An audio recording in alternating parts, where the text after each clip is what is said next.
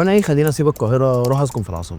العاصمه الاداريه مشروع قومي الدوله كلها بتدعمه، لانه جزء من خطه تنميه محور قناه السويس. عشان كده هتلاقي التطوير هنا ماشي بسرعه عاليه جدا، بس في نفس الوقت متخطط لها بمعايير عالميه.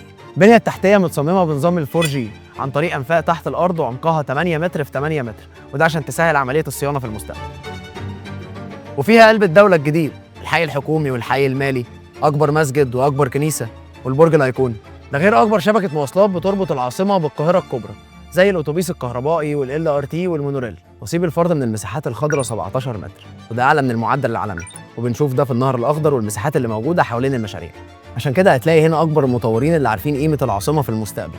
وانت كمان فرصتك جت دلوقتي تمتلك في العاصمه الاداريه الجديده بمقدمات من 5% واقساط لحد 15 سنه. فسواء كنت بتدور على استثمار او بيت جديد لاسرتك، فالعاصمه تعتبر وجهين لعمله واحده. تواصل معانا واحنا نساعدك تختار الانسب ليك.